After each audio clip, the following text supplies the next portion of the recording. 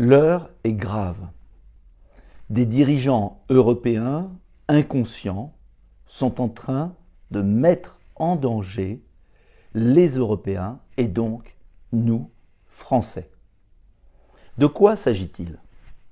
Tout simplement, Emmanuel Macron, aujourd'hui, a approuvé, soutenu, encouragé la Finlande à demander son adhésion à l'OTAN. C'est une provocation de plus à l'égard de la Russie, au moment où il faudrait, au contraire, tendre la main pour réconcilier l'Ukraine et la Russie.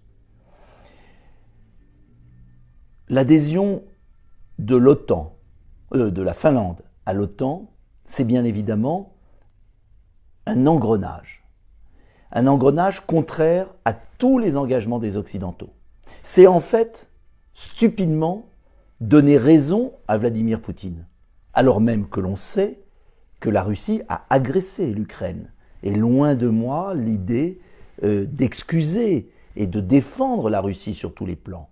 Mais, comment peut-on aujourd'hui, au moment où il est possible de réconcilier, où il est possible de faire la paix, où les forces s'opposent les unes aux autres et s'enlisent dans la guerre, au moment où il faut, au contraire, aboutir à un plan de paix, eh bien Emmanuel Macron, en petit caniche de Biden, remet une pièce dans la machine et nous met en danger. Bien sûr, il travaille main dans la main avec l'autre petit caniche, qui est Madame von der Leyen, la présidente de la Commission américaine, pas la Commission européenne, qui a eu des déclarations successives absolument stupéfiantes. La dernière disant que la Russie était la principale menace de l'ordre mondial. Quel ordre mondial? Celui de son conflit d'intérêts permanent avec le PDG de Pfizer. C'est ça. Madame von der Leyen, qui est l'ambassadrice des intérêts financiers, pharmaceutiques américains sur le continent. Madame von der Leyen, qui détruit l'idée de l'indépendance européenne et qui trahit en fait les valeurs européennes. Eh bien, von der Leyen et Emmanuel Macron sont, oui, les petits caniches, et j'assume ce terme. Pourquoi c'est grave? Parce que, en vérité, l'Europe est en train de sortir de l'histoire du XXIe siècle. Pour deux raisons. La première, c'est qu'elle se met dans la main des États-Unis, qui ainsi la mettent en état de dépendance, le gaz naturel liquéfié, qui vaut beaucoup plus cher, qui pollue énormément et qui va remplacer le gaz russe, le gaz du Qatar, qui bien évidemment n'a rien à envier sur le plan des droits de l'homme à celui de la Russie, et puis de l'autre côté, la Russie qui bascule vers la Chine. L'Europe est en train de s'isoler de l'Afrique. C'est une erreur géopolitique fondamentale. J'ajoute que les Français vont souffrir dur. Hier, dans ma circonscription, je voyais un gestionnaire de copropriété, et pour vous donner un exemple, la facture de gaz d'un groupe d'immeubles, d'une copropriété de 600 logements, est passée de 64 000 € par mois à 234 000 €. Parce que les prix garantis n'existent que pour les particuliers, mais pas pour les copropriétés. Cela veut dire, à la rentrée, une chute du pouvoir d'achat de nos concitoyens considérable. Et je ne parle pas enfin de la crise alimentaire qui risque de faire exploser le Maghreb et l'Afrique, avec des conséquences migratoires.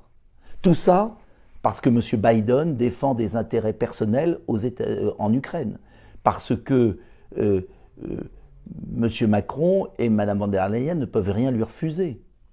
À l'inverse, c'est parce que justement la Russie est en difficulté en Ukraine qu'il faut maintenant proposer le plan de paix que j'avais proposé il y a 2 mois, qui est un plan de paix équilibré, qui n'est pas pro-russe, qui n'est pas pro-ukrainien, et qui vise tout simplement, en échange du retrait des troupes russes, à donner un statut d'autonomie au Donbass, à créer une zone démilitarisée neutre en Ukraine, et à organiser des élections libres dans ce pays pour sauver les Ukrainiens de la situation désastreuse dans laquelle les ont placés les Russes bien sûr, mais aussi les Occidentaux qui de manière folle livrent des armes toujours plus meurtrières dans ce pays. Alors vous le voyez, à rebours de la pensée unique qui envahit les écrans français, je ne suis ni pro-russe, ni pro-ukrainien. Je suis gaulien. Je veux l'indépendance de la France. Je veux que l'Europe soit indépendante des grandes puissances. Je veux parler au monde. Et je pense la situation suffisamment grave sur le plan militaire, sur le plan stratégique, sur le plan géopolitique, sur le plan alimentaire, sur le plan énergétique, pour vous dire, n'écoutez pas les médias français. N'écoutez pas cette propagande qui n'a rien compris à la situation du conflit. Il faut circonscrire le conflit à la question du Donbass, revenir aux accords de Minsk, trouver une solution. C'est difficile, cela exige des compromis. Ne partons pas dans cet engrenage terrible qui risque d'affaiblir l'Europe pour 50 ans.